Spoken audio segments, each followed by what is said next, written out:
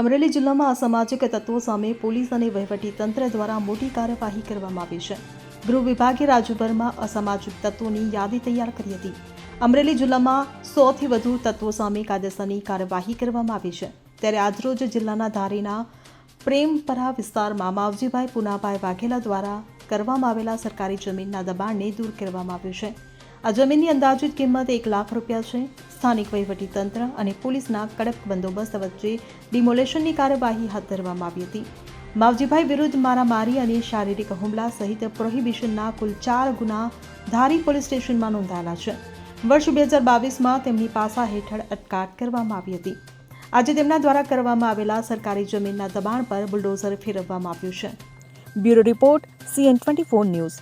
હવે જુઓ દેશ દુનિયાની તમામ ખબરો તમારી આંગળીના ટેરવે.